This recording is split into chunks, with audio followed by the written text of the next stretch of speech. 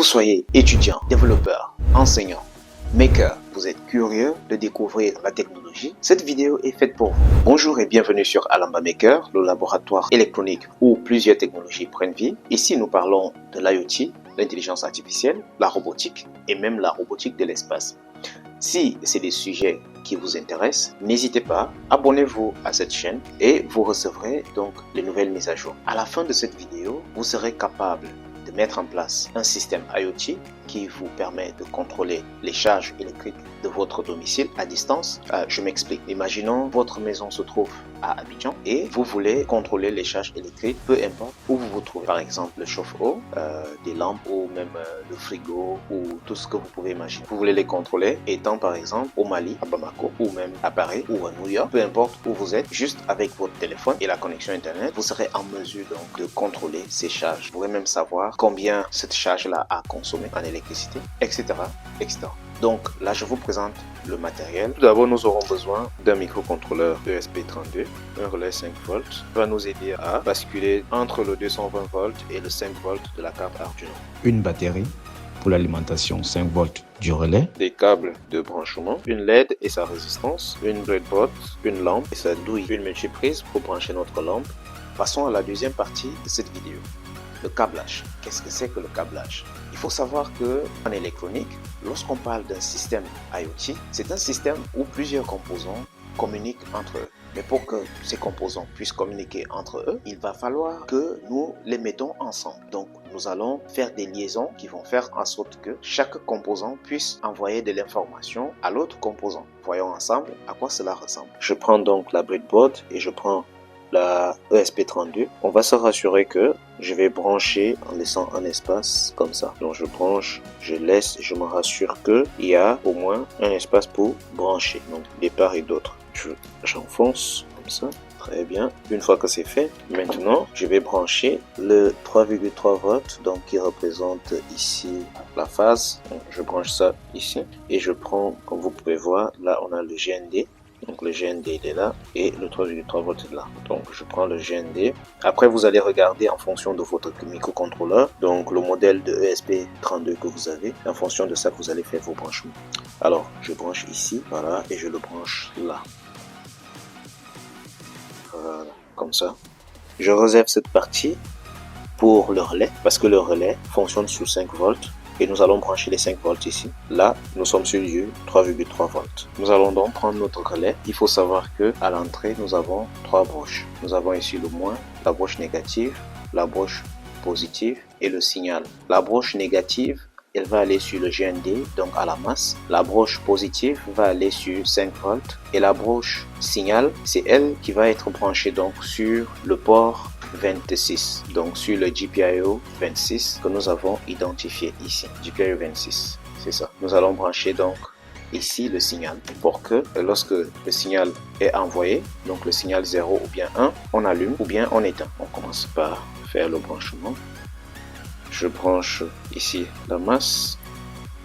Mettez toujours en noir pour ne pas vous perdre. Et ici, je vais le mettre en orange parce que j'ai pas le rouge. Donc ici j'ai mes 5 volts, j'ai 0 volts et là j'ai le signal. Vous avez compris? Très bien. Maintenant regardez, à la sortie du relais, il faut récupérer ce signal. Ce que nous allons faire pour récupérer le signal, on va utiliser le commutateur. Le commutateur, c'est lui qui est là au milieu. Donc on va brancher ici le commutateur sur 5 volts, d'accord? Et retenez bien parce que là nous allons brancher sur 5 volts parce que nous allons d'abord tester avec la LED. Lorsqu'il s'agira donc de brancher la lampe directement, nous allons brancher ici la lampe au lieu de brancher la LED. Nous allons mettre ici la lampe, donc la phase de la lampe, c'est ça qu'on va brancher ici. On va tout simplement sectionner la phase de la lampe et une partie de la phase, on va donc la mettre ici. Et l'autre, donc la partie de la phase sortant directement de la prise, c'est elle que nous allons mettre ici. Et l'autre partie sera ici. Ici, nous allons donc mettre 5 volts. Nous allons le brancher à 5 volts. Donc, on branche comme ça. Donc, finalement, nous avons là notre relais et nous avons les 3 poches d'entrée déjà OK. Donc, ça, on branche à 5 volts et ça, on branche ça sur la LED. D'accord? Donc, quand ceci est branché à 5 volts, lorsque on envoie un signal ici, le commutateur va basculer. Il va fermer ici. Parce que là, c'est ouvert. Là, c'est fermé. D'accord? Donc, actuellement, il est de l'autre côté. Il est fermé. Là, c'est ouvert. Et là, c'est fermé. Parce que nous avons ici le normalement fermé. Et ça, c'est le normalement ouvert. Et ça, c'est le commutateur. C'est lui qui commute soit pour fermer, soit pour ouvrir.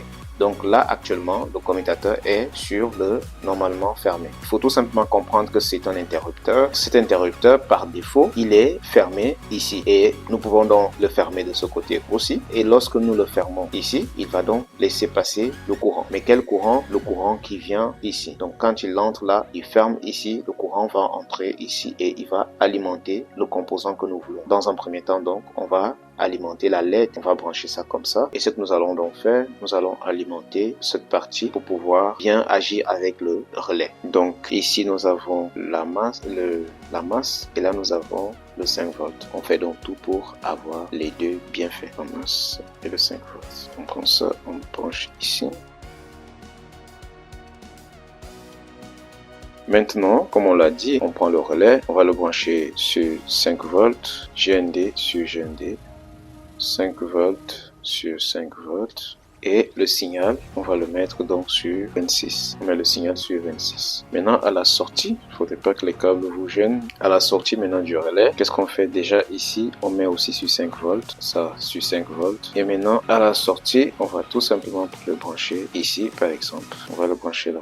D'accord, on va bien poser ça comme ça. Donc ça c'est notre circuit. Maintenant on va brancher la LED parce qu'on a dit qu'on veut d'abord allumer la LED. Nous allons d'abord prendre la résistance. Regardez bien, je prends la résistance, je la place comme ça. La tension qui vient ici va d'abord être absorbée par la résistance et directement injectée sur la LED. Donc voilà, ici on a la tension qui vient sur le relais. Donc quand le relais laisse passer le signal, ce signal est absorbé par la résistance et la résistance va laisser passer une partie. Et donc ici, ce qu'on va faire, la résistance laisse passer le courant à partir de la cathode et donc l'anode sera branchée à 0 volts. Donc 0 volts, c'est ça, les 0 volts que nous avons pris ici. Ces 0 volts là viennent jusqu'ici. Donc nous allons placer ça comme ça. Voilà. Et maintenant, si vous avez une longue platine d'essai, le plus souvent, ça se limite ici. Donc je vais prolonger. Je dis 0 volts. Voilà.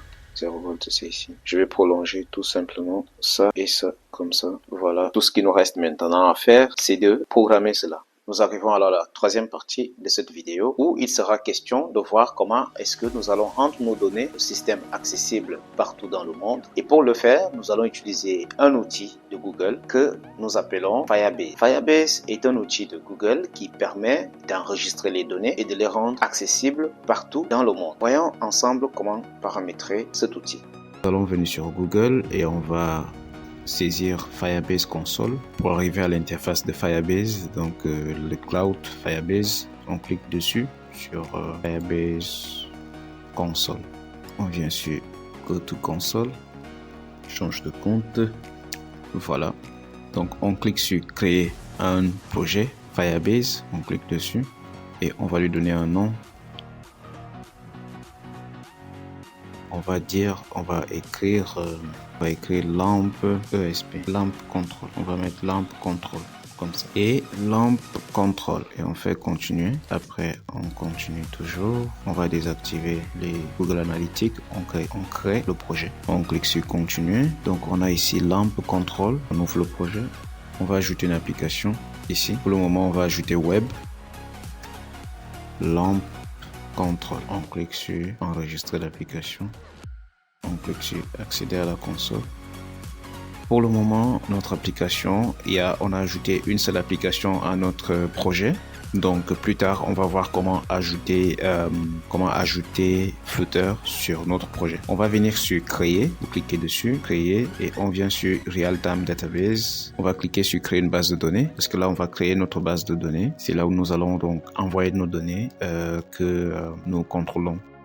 Donc ici, nous allons sélectionner un pays, plutôt une zone géographique. Donc ici, c'est les États-Unis, Belgique, etc. Donc je vais laisser États-Unis, je clique sur suivant. Je vais choisir démarrer en mode test et j'active. Ça prend un peu de temps. Voilà. Je vous recommande de créer un presse-papier où vous allez mettre là le lien de la base de données et ici l'API, le lien de l'API. Donc plutôt l'adresse de l'API. Vous allez mettre ici l'adresse de l'API et ici le lien de la base de données. Voilà, le lien de la base de données, on le prend ici. Donc vous venez sur Real-Time Database, données et vous cliquez sur copier et directement vous pouvez donc mettre ici, vous pouvez le coller là, le lien de la base de données. Après nous allons donc, avant de quitter ici, nous allons d'abord dans les réglages, vous cliquez dans les réglages, nous allons activer donc l'accès à la base de données. Donc nous venons ici et on va mettre true comme ça, T minuscule, hein. Donc true avec une virgule à la fin. Ici aussi vous faites la même chose, vous mettez true avec une virgule à la fin. Très bien, une fois que cela est fait, vous allez cliquer sur publier et une fois que cela est fait, on va revenir sur les données. Au niveau de données, ici, nous allons créer donc la base de données. On clique ici sur le plus.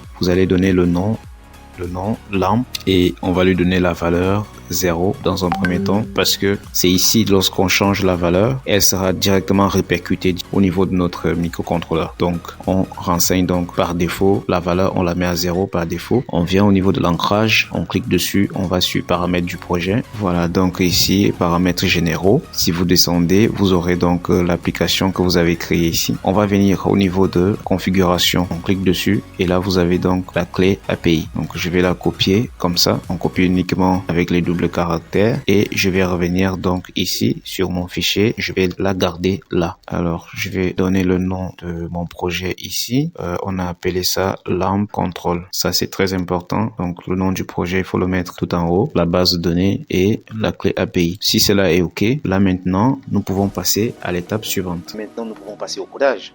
Je vous invite alors à ouvrir l'IDE de Arduino pour que nous puissions le faire ensemble. Premièrement, on clique sur la touche Windows et nous démarrons d'abord l'IDE Arduino.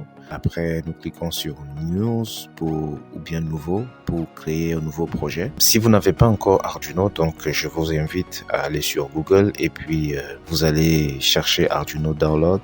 Vous cliquez sur Arduino Software.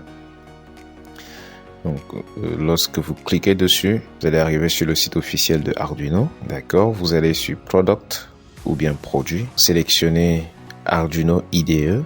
Cliquez dessus. Après avoir cliqué dessus, vous allez descendre. Vous allez voir ici Download. Donc, vous pouvez tout simplement télécharger la dernière version 2.3.7. Vous cliquez dessus et vous allez télécharger puis installer comme d'habitude. Dès que c'est fait, vous venez donc au niveau de l'IDE, vous ouvrez l'IDE, vous allez voir dans ces deux premières fonctions. Après, vous venez sur Outils.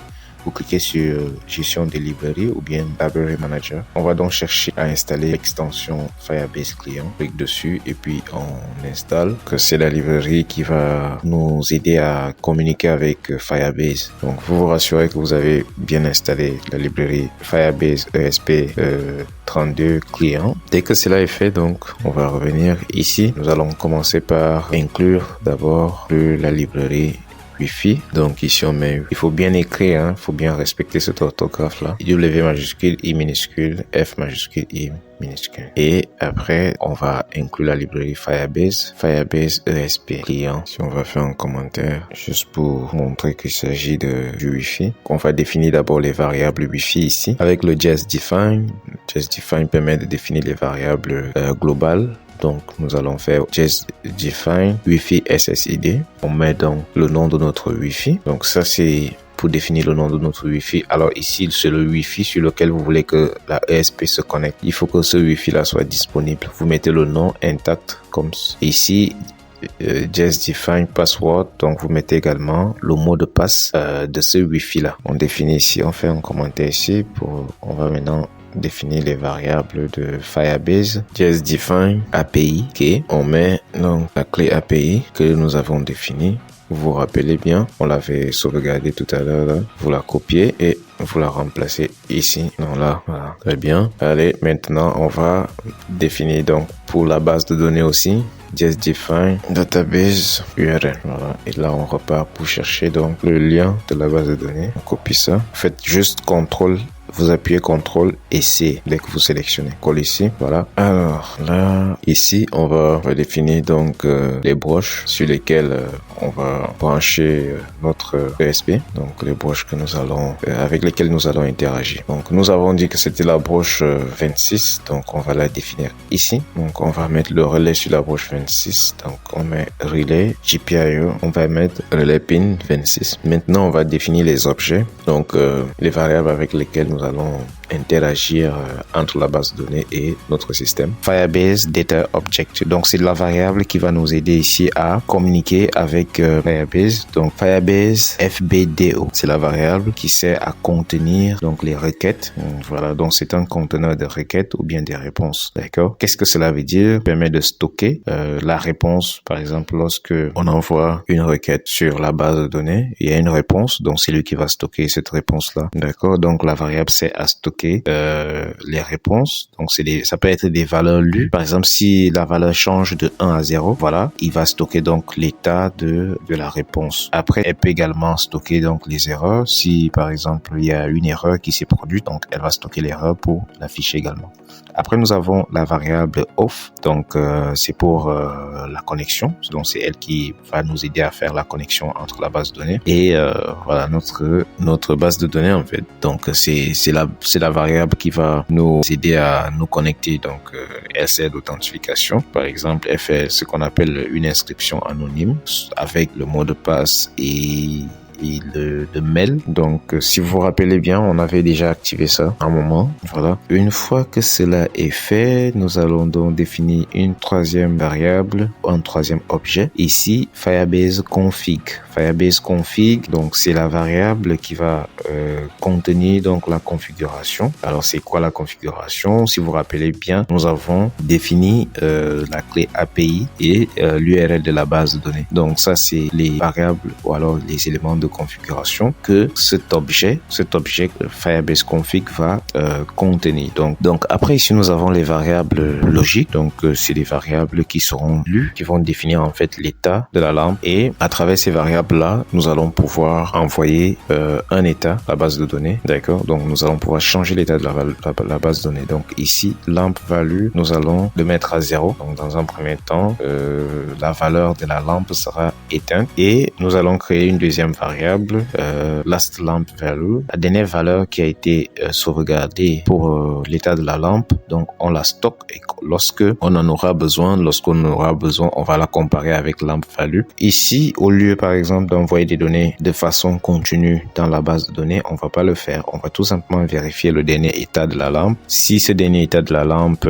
est différent de l'état actuel, on change tout simplement l'état de la lampe. D'accord? Donc, c'est ce que nous allons faire pour pouvoir allumer. Donc, lorsqu'on veut allumer, on envoie une valeur. Donc, ça sera soit 0, soit 1. Entrons maintenant dans la fonction setup. Voilà. Donc, après, nous allons dans la fonction setup. Nous commençons d'abord par initialiser le moniteur série. Et pour cela, donc, nous allons faire le serial.begin avec la fréquence. Donc, la fréquence ici, ce sera 115 200. Une fois que cela est créé, donc, point virgule, pin mode. Donc, on définit maintenant la configuration de la broche de sortie. On définit cette broche à la sortie. Définir une variable en sortie, ça veut dire tout simplement que cette variable-là réagira que lorsque la carte lui envoie l'information. Le composant que nous avons branché sur le microcontrôleur ne réagira que lorsqu'on lui envoie l'information. Alors, si on devait définir cette variable en entrée, ça va être le contraire. Ça veut dire donc la variable va prendre envoyer l'information à la carte. Donc, elle prend l'information de l'extérieur et elle envoie de la carte. Donc, le plus souvent, ce sont les capteurs qui sont définis en entrée. Voilà. Donc, ici, on définit ça et après, maintenant, on se rassure que le relais est mis à l'état bas. Donc, on le met à low. Donc, en utilisant la fonction digital write. Donc, digital write, entre parenthèses, on met ce qu'on appelle donc un paramètre. Donc, cette fonction prend aussi deux paramètres comme la fonction pin mode. Mais ici, le digital write permet de dire j'envoie un signal digital, donc un signal numérique à la broche où est branché le relais. Donc, ce signal numérique là, il est à l'état bas. L'état bas, c'est tout simplement low. Low ou bien 0. Donc, ici, on pouvait mettre low ou bien on pouvait mettre 0. D'accord? Super. Après, ici, nous allons donc définir les paramètres Wi-Fi que nous avons déclarés au départ. Donc, avec Wi-Fi.begin. Donc, ici, nous allons donc connecter le Wi-Fi.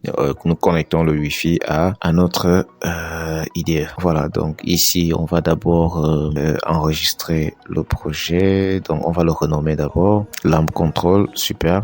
Et ici, nous allons donc un instant. Voilà. Et donc, Wi-Fi.begin. Donc, nous permet de lancer la connexion. Comme je vous ai dit, vous voyez ici maintenant, nous allons mettre les paramètres que nous avons définis au départ. Donc, Wi-Fi SSID et Wi-Fi password. Mettons ça. Dès que c'est OK, maintenant, nous allons utiliser donc le serial.print. Donc, ici, nous allons lancer donc voilà une boucle, dire tant que l'ESP n'est pas connecté. Déjà, on va d'abord faire le serial.print pour afficher donc l'état de Wi-Fi. Bon, pour dire que nous sommes en train de nous connecter au Wi-Fi. Après, quand on fait le while c'est tout simplement une boucle. Ça veut dire que on va répéter ça tant que la condition que nous avons définie n'est pas vérifiée. D'accord? Donc ici, nous allons dire tant que le Wi-Fi n'est pas connecté. On va mettre ici, on va faire while, donc on va répéter cette boucle tant que la condition est vérifiée. Maintenant, s'il n'est pas vérifié, on va sortir. Donc ici, on va faire Wi-Fi.statut. Donc ça veut dire que on veut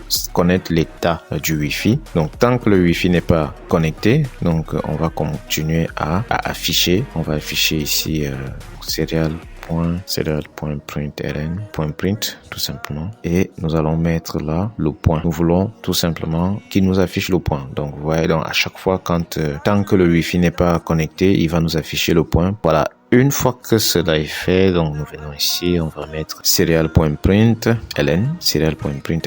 Nous allons afficher le Wi-Fi connecté. Dès que le Wi-Fi est connecté, on affiche le Wi-Fi connecté. Voilà. Ici maintenant, on va faire une configuration de Firebase directement au niveau de cette fonction setup. Nous allons faire la configuration Firebase, et pour cela donc on va faire config.api.key. Ici, on va lui attribuer la variable API key. D'accord?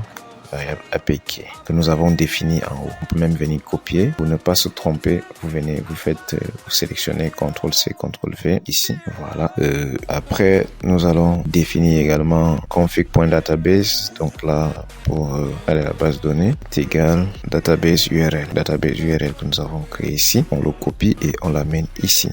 Point virgule. On injecte donc les constantes dans l'objet config. Donc, c'est à ça que ça sert. Le config.api là et le config.database, c'est pour injecter les constantes dans l'objet config. Après, donc, on fait ça aussi avec off. Donc, voilà. Donc, on fait ça aussi avec la variable off. Donc, les amis, vous voyez qu'en expliquant le code ligne par ligne, la vidéo devient très longue. Donc, ce que je vais faire, je vais mettre le code en description de cette vidéo et vous allez juste copier et coller ça dans l'IDE de Arduino, mais en suivant au préalable les configurations que nous avons fait.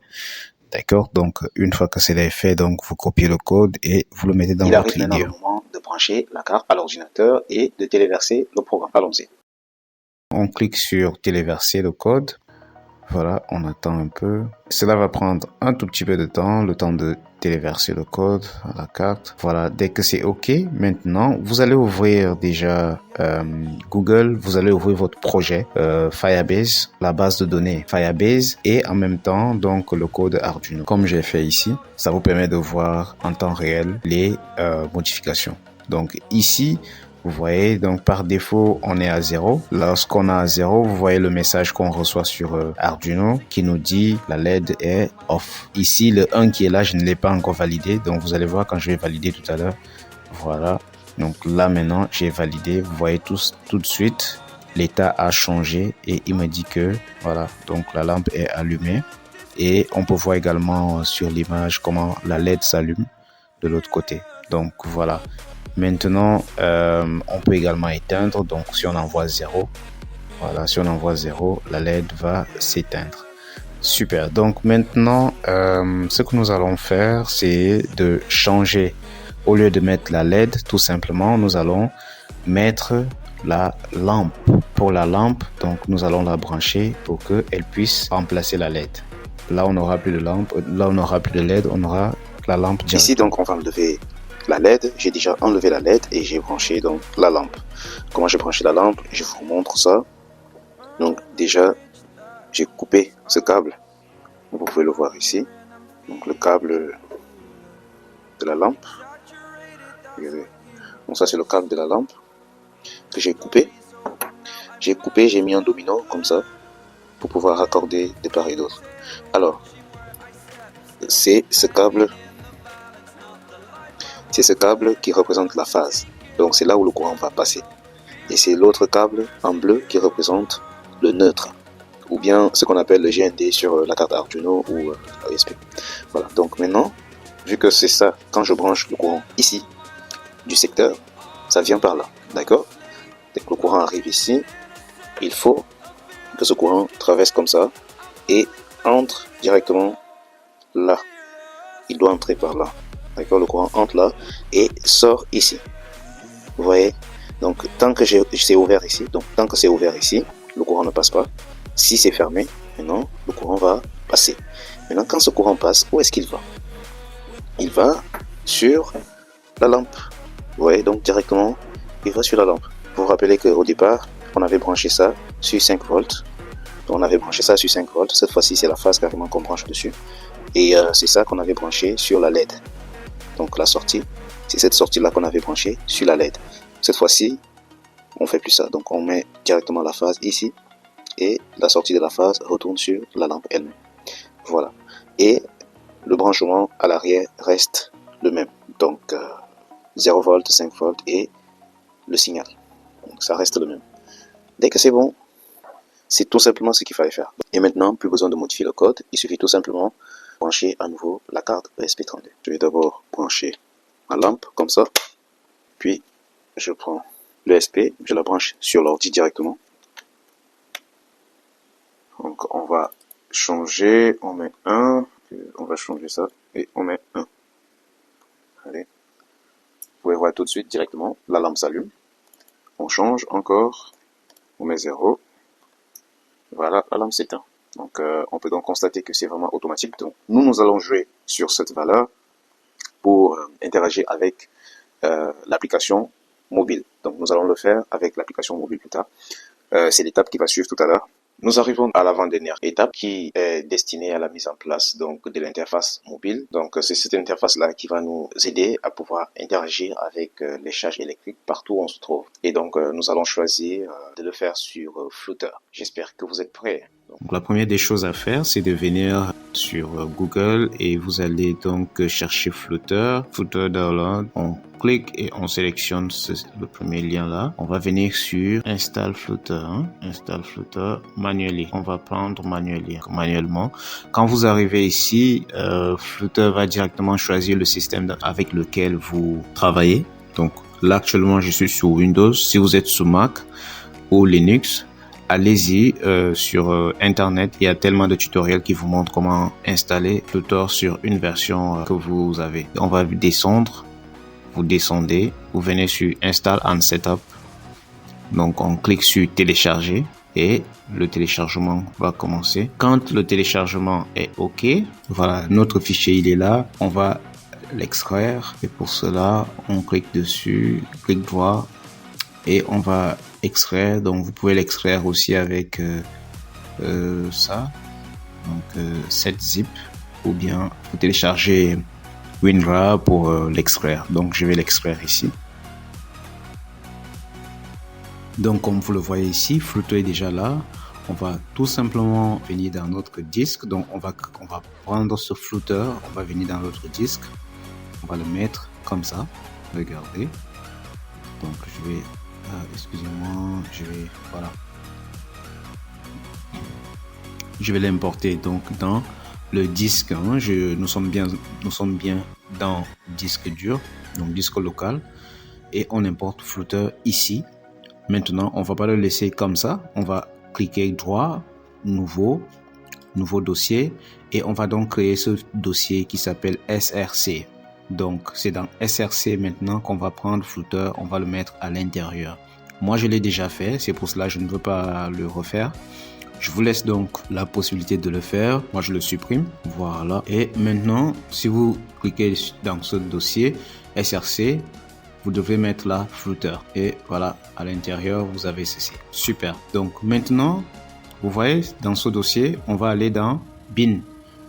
Donc je reviens très bien dans mon dossier, dans mon disque local. Je vois bien que je suis au niveau de SRC. J'entre dans SRC. Flutter, Bin. Alors ici, je vais cliquer là. Regardez bien. Voilà, donc je clique sur la barre ici et je vais copier ce chemin que vous voyez ici. Donc C, SRC, Flutter, Bin. Une fois que c'est bon, j'appuie sur la touche Windows et j'écris variable. On va aller là-bas, configurer donc les variables d'environnement. Je clique dessus. Je viens au niveau variable environnementale ici. Je choisis PAF ici. Je clique sur modifier. Une fois que c'est bon, je vais cliquer ici. Je vais venir ici sur new ou nouveau et je vais coller mon lien. Moi, je l'avais déjà mis ici. Donc, vous le collez comme ça. Vous cliquez sur OK. Moi, je vais annuler. Vous cliquez sur OK et vous cliquez encore ici sur OK. Voilà. Donc, c'est pour que la machine puisse reconnaître que vous avez déjà bien installé Flutter. Regardez, si je fais Windows R, CMD, je fais entrer. Il va me sortir le CMD et donc je vais Flutter. On peut voir que Flutter est installé. Flutter-version et on peut voir donc la version de Flutter. On va maintenant aller télécharger Android Studio et l'installer. Vous revenez donc sur votre Google, Android Studio, Download, faites entrer, Android Studio, cliquez dessus, télécharger la mise à jour groupée d'Android Studio. On clique dessus, moi je l'ai déjà installé. Vous allez cliquer dessus, ces conditions d'utilisation que vous devrez accepter. Je vous cochez ici, j'ai lu et j'accepte les conditions. Après maintenant, vous cliquez sur télécharger et directement le téléchargement va commencer. Moi, je l'ai déjà fait. Je ne vais pas le refaire une deuxième fois. Vous allez venir dans votre dossier de téléchargement Android Studio qui est là. Vous pouvez le voir ici. Vous allez lancer le programme d'installation et suivre tout simplement les étapes. Donc, suivant.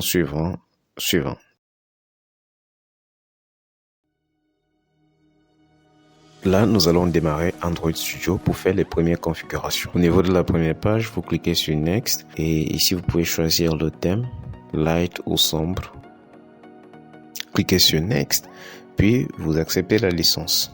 On sélectionne Android SDK Preview License et on accepte.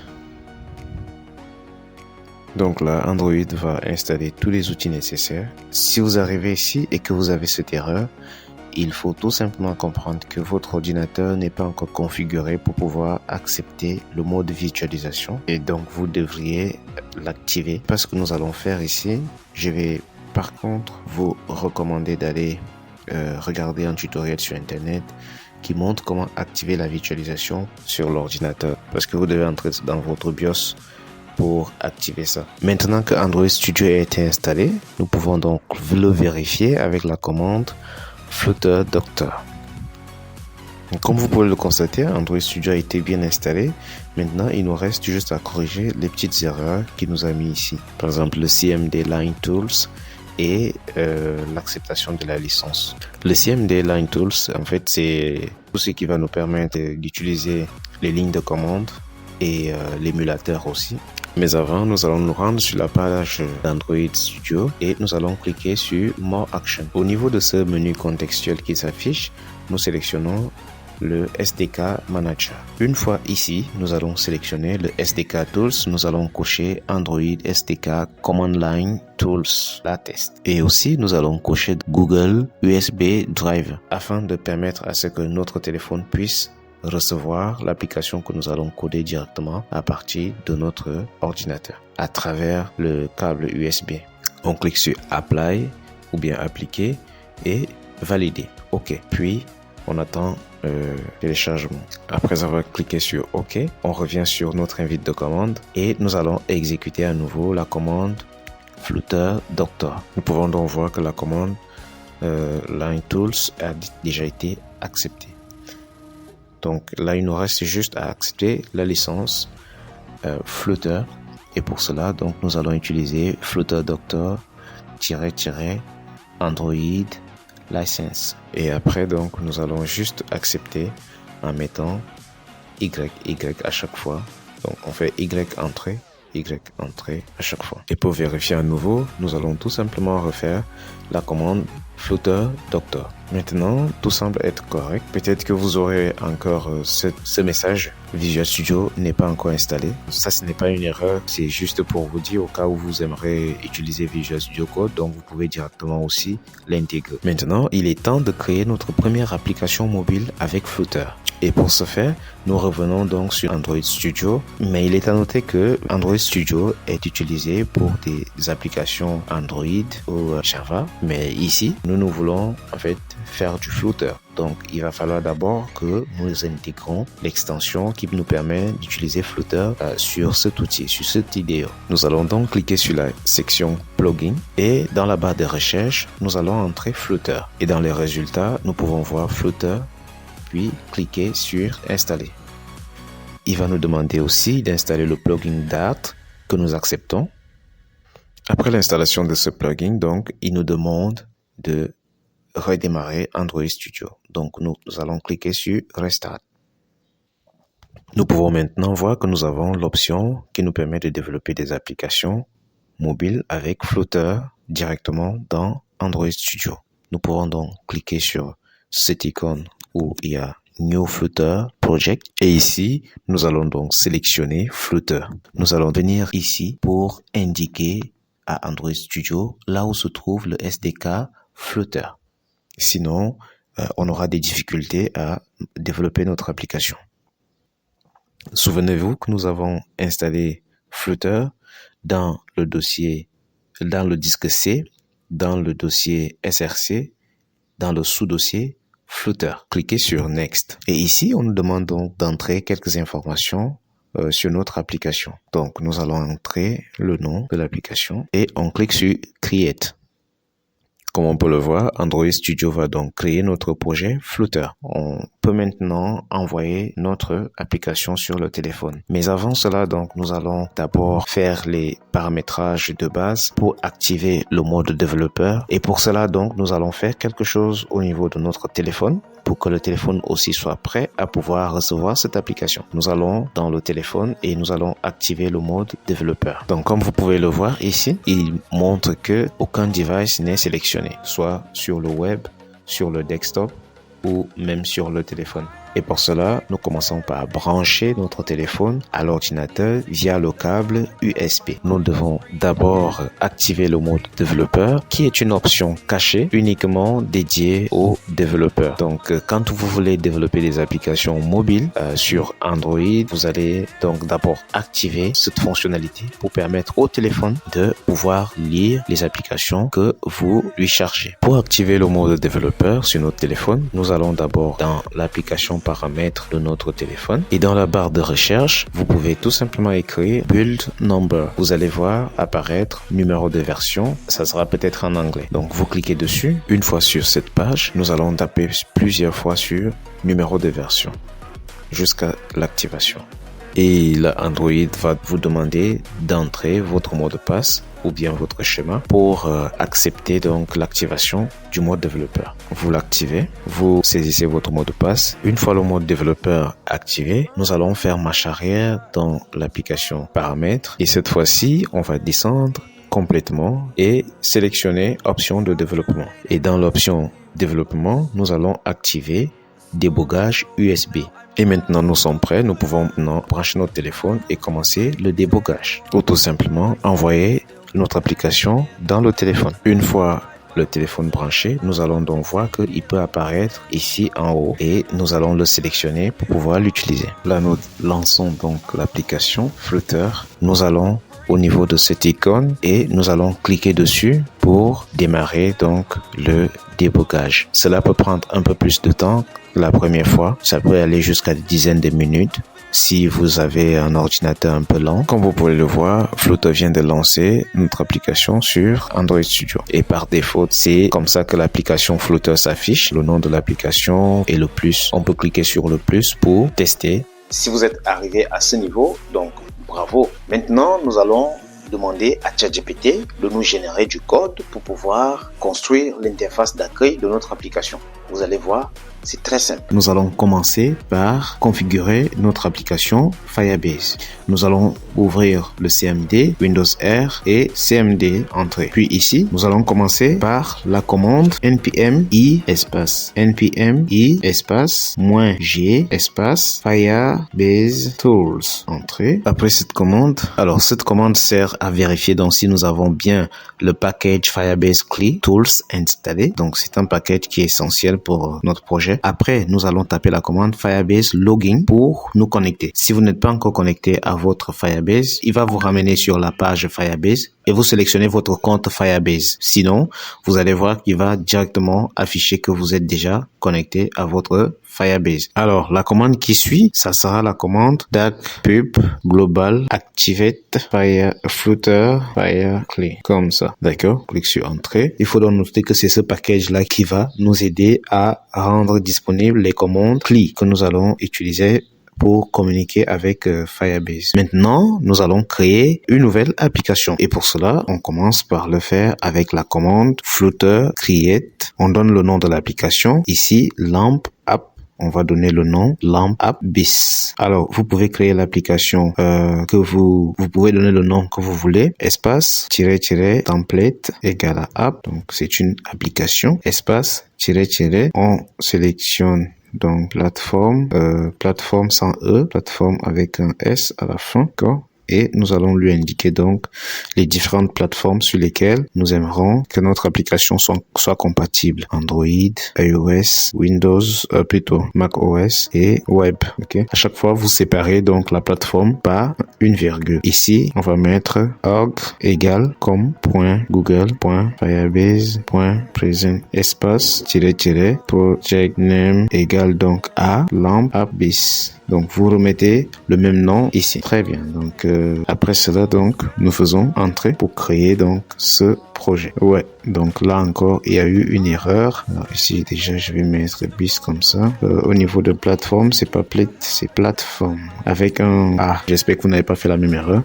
Donc, avec un A, c'est plateforme au lieu de plateforme comme j'avais mis. Donc, on appuie sur la touche entrée maintenant pour créer notre projet. Voilà. On peut voir qu'il nous dit donc que notre application est donc dans lamp bis lib main date. Donc, c'est ici que se trouve actuellement le code par défaut de notre application. Maintenant, nous allons donc nous y rendre dans le dossier du projet. Et donc, pour cela, on va faire la commande cd lamp, le nom de l'application. Donc, on fait lamp d'application et on entre donc dans le dossier du projet. À présent, nous pouvons donc ouvrir notre projet. On va ouvrir notre projet. Vous pouvez donc voir que le projet a été bien ouvert. Voilà, donc là nous sommes dans notre IDE Android Studio et nous pouvons donc venir au niveau ici et nous allons continuer avec les commandes. Nous allons d'abord installer Firebase Core, d'accord? Pour l'installer, on va utiliser la commande flutter pub add Firebase Core, d'accord? On fait entrer. Donc, il s'agit ici du package qui va nous aider à communiquer entre les services Firebase et notre projet. Très bien, tout est bien installé et maintenant nous allons configurer donc notre application. Et pour le faire, nous allons utiliser la commande flutter fire configure. C'est la commande qui va configurer en fait notre application aux différentes plateformes. Donc on fait entrer. Comme vous pouvez le voir ici, il nous demande maintenant de choisir un projet que nous avons dans notre espace Firebase Console ou tout simplement de créer un nouveau projet. Donc nous, on va choisir un projet Firebase. Donc nous allons prendre le projet que nous avons créé. Ça s'appelle Lamp Control. Donc c'est bien Lamp Control que nous allons prendre. Et nous cliquons donc sur Entrée et directement il nous demande donc de choisir les différentes plateformes sur lesquelles nous voulons exécuter notre application. Donc, nous choisissons toutes ces plateformes et nous validons. Là, le projet est en train donc de configurer les différentes plateformes qui seront disponibles avec notre application. Ça y est, maintenant, on peut aller sur ChatGPT. Puis, nous allons venir sur ChatGPT et nous allons lui soumettre ce prompt. Alors, ce que j'ai fait ici, j'ai pris le code Arduino déjà configuré et je lui ai soumis ce code-là en lui disant que j'aimerais qu'il se base sur ce code pour me fournir l'interface dont j'ai besoin. Vous pouvez faire pareil. Sinon, je vais vous laisser le code Flutter en description de cette vidéo et il vous suffira tout simplement de le copier-coller dans votre IDE. Donc, ici, il nous a généré déjà le code. Voilà, ChatGPT nous a généré le code et il nous a dit que ce code-là, c'est dans le main. Nous allons tout simplement venir ici et nous cliquons sur copier. Une fois que c'est copié, on retourne maintenant sur notre IDE, donc notre Android Studio.